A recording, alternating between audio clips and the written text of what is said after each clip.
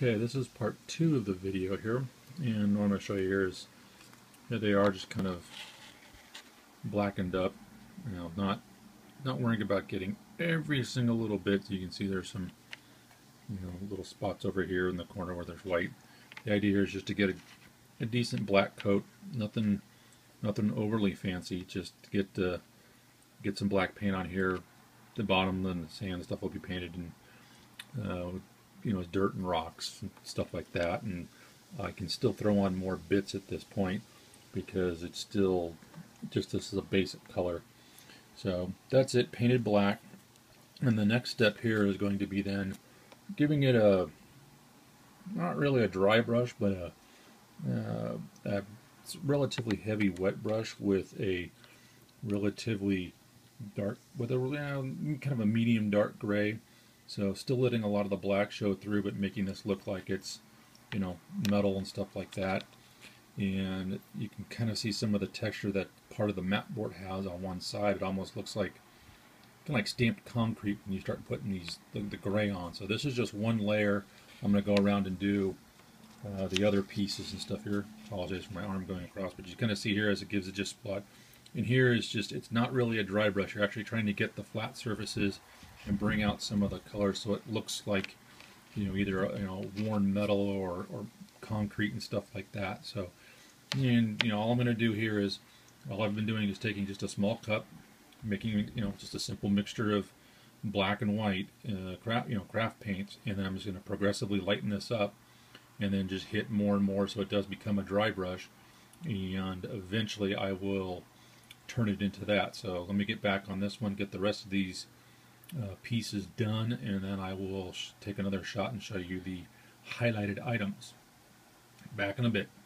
Okay, back again real quick, and this after hitting them all with that quick kind of heavy dry brush, almost a wet brush if you will, to see just kind of the one color. And then this is what it looks like with just one layer of an additional highlight. So there's just, you can just see the little bits of contrast. Really trying to do this as much more as a traditional dry brush, just trying to get the edges, make that kind of stuff go, and that'll probably just be the basics of what I'll do at this point. As you can see, just making more edges and different little pieces and texture come out a little bit more. And then when I throw the weathering powders on here, there'll probably be one more dry brush, but it may be more with a light tan color to bring out some of the dirt, and just to kind of give you then that contrast. So that's all this is. Just going to finish up the rest of the pieces, and at that point that'll be the primary colors that you'll get off of this stuff, and then I'll just be painting the bottoms brown and doing the same kind of probably a 3-color dry brush up on it to bring out some of the dirt colors and bring up some of the edges. And then when I'll come back probably on the third part of the video will be doing all the weathering and doing glyph painting, just painting some glyphs and stuff on the different plates and stuff like that, and maybe adding some additional bullet holes like I did some here. And it's one little piece as a tip with this mat board, because it is essentially a really heavy paper fiber.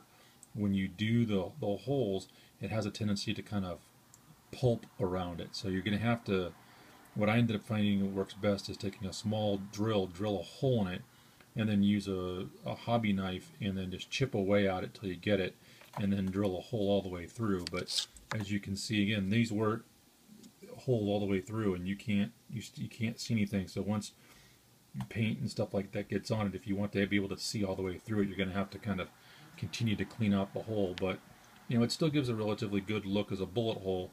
It's just it's a little bit more work, and you have to be a little more conscientious of where you're going to put it and stuff. So that was just one little tip I found, is when you paint and get liquid, it is like I said, it is a a fiber pulp stuff, so it will swell some. But so far they're staying relatively flat. They aren't bending as I've been putting liquid on this. So for what essentially is a wood material, it's staying relatively flat and stable. So simple, light, easy, and so far. So I will see you guys back on part 3.